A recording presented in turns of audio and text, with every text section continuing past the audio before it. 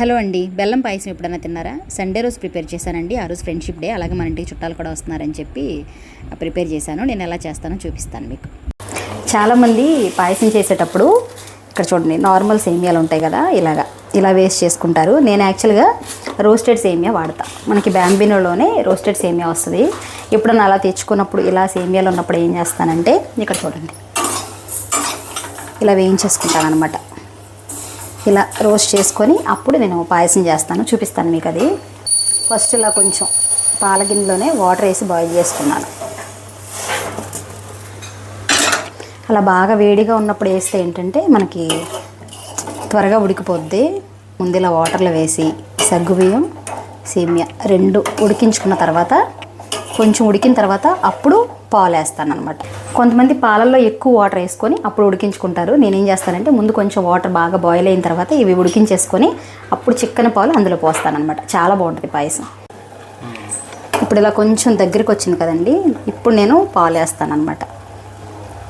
ముందే వేసుకోవచ్చు, కాకపోతే ఏంటంటే మనకి మరిగే కొద్దీ పాలన్నీ దగ్గరికి అయిపోయి పాయసం చేసినప్పుడు చిక్కగా అయిపోద్ది. మనకు అలా అవ్వకుండా ఉండాలంటే ఇలా కొంచెం వేసుకొని మళ్ళీ కొంచెం ఉడికించిన తర్వాత అప్పుడు మిగిలిన పాలు యాడ్ చేస్తాను నేను. ఇప్పుడు చూస్తున్నారా, కలర్ కూడా చాలా బాగుంటుంది. మీరేం చేశారు ఫ్రెండ్షిప్ డేకి? స్పెషల్స్ ఏంటి? ఫ్రెండ్స్ని కలుస్తున్నారా? ఎలా సెలబ్రేట్ చేసుకుంటున్నారు? నేనైతే మా ఇంటికి చెప్పాను కదండి, ఆ మధ్య మీకు పెళ్ళి అవుతుంది మా ఇంట్లో అని, మా మరిది గారు మా తోటికోడలు ఈరోజు వస్తున్నారనమాట. సో వచ్చిన వెంటనే పాయసం పెట్టొచ్చు కదా అని వండుతున్నాను అనమాట. నేను ఎలా ప్రిపేర్ చేశానో లాస్ట్లో ఎలా వచ్చిందో మీకు చూపిస్తాను.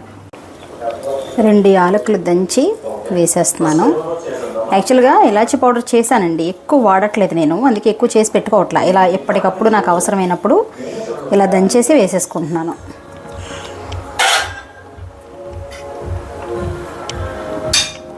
ఇది ఇలా కలిపేసుకున్న తర్వాత ఆపేసుకోవాలి. ఇలా ఆఫ్ చేసేసిన తర్వాత నేనైతే బెల్లం వేస్తాను. బెల్లం ఇలా సన్నగా తురుముకొని స్టవ్ ఆఫ్ చేసిన తర్వాత ఇలా వేసుకున్నాం అనుకోండి, మీకు చూపిస్తాను. మనం స్టవ్ ఆఫ్ చేసిన తర్వాత వేస్తే ఏమవుద్దంటే పాలు విరిగినట్టుగా రాకుండా చాలా బాగా వస్తుంది. మరిగేటప్పుడే వేసుకున్నాం అనుకోండి, పాలు విరిగినట్టుగా అయిపోతాయి అన్నమాట. ఇది ఎలా తెలుస్తుంది మనకి సరిపోయినట్టు అంటే, నేను కలర్ చూస్తానండి. ఇలా బాగా కలుపుకున్న తర్వాత మనకు ఒక మంచి కలర్ వస్తుంది. మనకు ఆ కలర్ని బట్టి బెల్లం సరిపోయింది లేదో తెలిసిపోద్ది. బెల్లం సరిపోద్ది. ఒకవేళ బెల్లం సరిపోకపోతే పంచదార కూడా వేసుకోవచ్చు. మెయిన్ బెల్లం టేస్ట్ చాలా బాగుంటుందండి. ఫుల్గా మనం పంచదార తినడం కన్నా ఇలా బెల్లం వేసుకుంటే చాలా బెటర్ అనమాట. నేను ఎప్పుడు చేసినా ఆల్మోస్ట్ ఇలాగే చేస్తాను. ఇంతకుముందు అంతా అయిపోయిన తర్వాత పాయసం ఇలా ఉంది అని చూపించాను. ఇప్పుడు మాత్రం నేను ఎలా చేస్తానో మీకు చూపిస్తున్నాను. కలర్ ఇలా చేంజ్ అవుద్ది. ఇందాక చూసినప్పుడు వైట్గా ఉంది కదా, ఇప్పుడు ఇలా లైట్ గోల్డ్ కలర్లోకి వస్తుంది. ఇంకా బెల్లం ఉంది లోపల, కొంచెం కొంచెం కరుగుద్ది అనమాట. చిక్కగా కాకుండా ఇట్లా కొంచెం లూజ్గా చేసుకుంటే పాయసం చాలా బాగుంటుంది. దీనిలో ఇప్పుడు జీడిపప్పు వేసుకున్నామంటే నెయ్యి కొంచెం వేసుకుంటే చాలా చాలా టేస్ట్ ఉంటుందండి.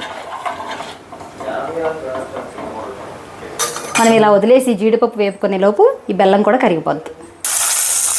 మన వేడి వేడి పాయసం రెడీ.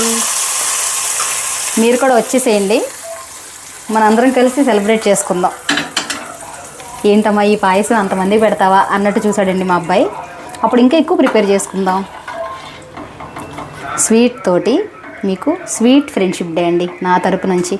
మీలో ఎవరైనా బెల్లం పాయసం తినకపోతే కనుక ఒకసారి ఇలా ట్రై చేయండి. పంచదార కన్నా బెల్లం చాలా బెటర్, టేస్ట్ కూడా చాలా చాలా బాగుంటుంది.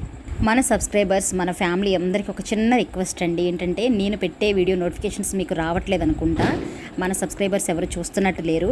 ఒక్కసారి బెల్ ఐకాన్ కూడా క్లిక్ చేయండి. అలా చేస్తేనే నేను పెట్టే ప్రతి వీడియో మీకు నోటిఫికేషన్గా వస్తుంది.